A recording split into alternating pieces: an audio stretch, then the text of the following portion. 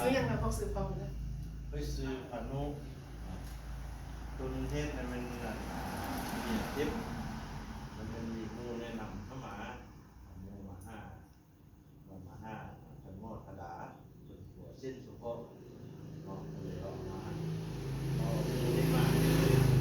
ถ้าน้ำเป็นกันแล้วก็ดีถ้าก็เลยว่ามาโตๆกันเลยเนาะอันนี้มันก็เจ็บเก่าแต่ว่ามื้อนี้เป็นพยาธิตัวที่สองมาเพิ่มลงกันไปกันมาก็เลยว่าได้พยาธิใหม่คือหัวใจฟิวแล้วก็ปัญหากับกระเพาะอักเสบเดี๋ยวผ่านการบำบัดนี่ก็คือว่าหันใจลงคือว่าแล้วคนเราเนี่ยก็ต้องคาดมันก็พอคนดีช่วยมันวิธีเรื่องของมนุษย์ที่ว่าดิ้นรนเพื่อความอยู่รอดของตนเองแล้วก็เลยโทรเอิ้นหมู่มาพร้อมกับครอบครัวอีกว่าอาการมันก็คล้ายคือกันคงจะคล้ายๆคือกับพวกยาแก้โรคกับยาในส่วนหนึ่งว่าดีแล้ว ก็คนใจทางหมอคนกับบังเอิญที่รู้จักกันทั้งๆที่คนกับคนเมืองหลวงเหมือนกันแต่อายุคนละทวีปมาเจอกันย้อนโควิดนะเป็นย้อนบุพเพสันนิวาสแล้วมันจะเกิดคนไหนอดีตศาสตร์คันบ่มีบุพเพกตปุญญาตามันก็บ่พบกันคือวันนี้ทุกคนล้วนแล้วแต่เป็นอดีตที่ว่าพวกกันเป็นมาก่อนอันนี้เขียนพูดถึงผักเพื่อเป็นน้ำบินเป็นอาชีพเหรอพูดอยู่วันเลยคิดมาสร้างพระบินทบาทผู้ได้ขับรถต่อเลยเจ้าสบายดีเนาะค่ะซื้อแสงคือบ้านก็ได้ยินข่าวจากโซเชียลแล้วก็ครอบครัวเนาะวันนี้ก็เป็นมือทำอิฐที่ว่าได้มากวดกับท่านหมอกะขอบอกขอบใจท่านหมอที่ว่าให้การซอยบุญจัดสรรเดี๋ยวมาเจอกันเนาะกะสี่เบิ่งอาการต่อไปอีกกะขอบใจหลายๆไม่ได้รู้สึกว่าเบาขึ้นมือทำอิฐนะก็มีแต่ว่ามือบอกผมมือตัวบอกตัวต่อไปอีกเนาะเป็นสี่จัดสรรแห่งตื่นก็ขอบอกขอบใจกันนะเจ้าเป็นยังไงเจ็บแอวกับน้องมีปัญหาไปกวดอยู่ห้องหมอคอนแกนเพิ่นก็ยังยิ้มให้ว่าเพราะว่าเสื้อเขาเลือดเขาเป็นมะเร็งนะมีซิดเป็นแต่ก็มากวดก็ท่านหมอก็ยังยิ้มให้ว่าบ่มีเขามีปลอดสารปลอดอยู่ในเสือซ่อนเนาะเดี๋ยวแกเอาเสือซ่อนกวดนะก็จะมาเพื่อความแน่ใจนะว่าเขาเป็นหยังแต่ว่าก็มีแต่หยังพยาธิมีบางรอดอยู่นี่มีปลอดที่บ้านรู้สึกดีขึ้นว่ะการรู้สึกเจ็บได้เพราะว่าเจ็บเอาอันนี้ออกไปซื้อว่าดีขึ้นนะตะกี้มันเจ็บวันนี้นำมาวันนี้ก็เจ็บแล้วใจทันหมอนะครับสบายดีเรียกที่จริงแล้วก็ขี่รถขี่พากันกลับบ้านนั่นแหละนั่น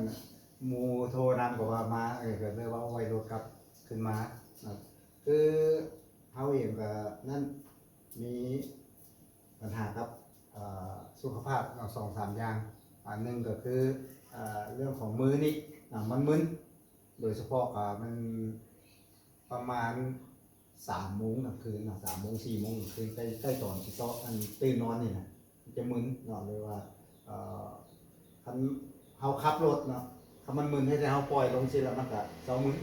นะครับไปต่อได้เรียกบางเรื่องเขา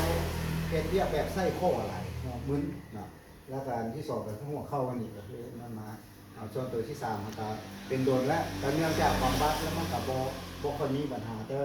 ถ้าเฮายกเกินเนาะยกเกินอยู่ประมาณ40 กิโลนะ35-40 กิโลขึ้นไปนี่ก็ปวดเนาะแต่มื้อนี้มาเป็นปวดเป็นว่าเรื่องเจ็บพกเข้าแต่ว่าตรงนี้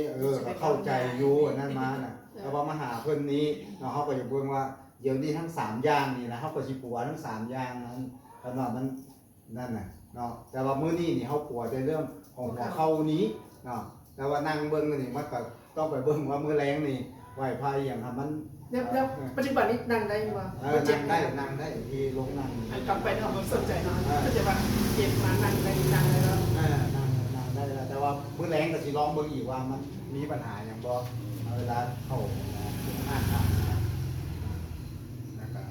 ก็เป็นการเริ่มต้นที่ดีแล้วครับเบิ่งว่า มันสิออกอาการที่ยังเพิ่มเติมอีกบ่เนาะก็ต้องขอบใจทั้งหมอท่าดานเนาะที่นั่นมาให้คำแนะนำที่ดีเนาะในเรื่องของนั่นมาเนาะเส้นเอ็นนี่อย่างต่างๆเนาะแล้วก็การตีตัวเบื้องต้นเนาะมีเท่านั้นนะ เอาเนี่ยแม่น้องบุญทอง ทีนี้เขามาก็ ซื้อยัง ซื้อคำถามเนาะ ตัวอยากเสนอชื่อเลยคน เขาก็ซื้อคำถามเนาะมื้อนี้มาก็เขาก็บ่เริ่มแอวเนาะเริ่มแอวแล้วก็หัวใจเนาะแต่ว่ามื้อนี้เขาก็ปวดหัวใจก่อนเนาะเพิ่นบำบัดให้อหยังก็เขาก็คือว่าโอเคเนาะคือว่าหายใจโล่งเนาะหายใจสบายอยู่นะเบิ่งอาการนี่น่าจะดีเนาะก็น่าจะดีขึ้นขอบใจน้ำท่านหมอหลายๆ เนี่ยคนนี้มาหลายเที่ยว3มื้อกันนะแล้วก็ ก่อนนะ มา ว่า สเป เป็น น เลย เป็นในซอย3 ตอนนี้พูดสั่งไปก่อน เจ็บขาหลังจากคนไม่ปวดแล้วก็ขั้นขึ้น อาการที่ซ่องคือแค้นมันอยู่สา ไม่ฟันเท่ากับเสาจับ แล้วก็คือว่ามาโอ้ยแล้วก็คือว่า แล้วก็ตามอาการ เขาจะต้องเป็นเขาจะต้องเป็น เพราะตาม พูด อา กั กาน ร มันไม่สักไม่โตมาเดี๋ยวนี้คนได้ใช้แล้วไม่เท่าน่ะคือข้างในก็สะดวกอันนี้เพราะทางคนเจ็บเนาะ พอต่างคนเจ็บเนาะพูดที่ตามอาจารย์ แม่ที่เป็นอันนั้นแล้วเนาะตัวคนซ่องแนวนี้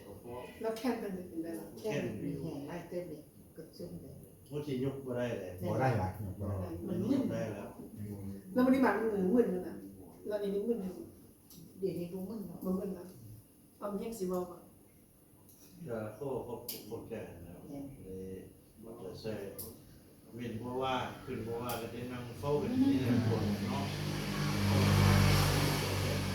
อันนี้ก็ว่ามีบุญกันแล้วจะเจอกัน เรื่อง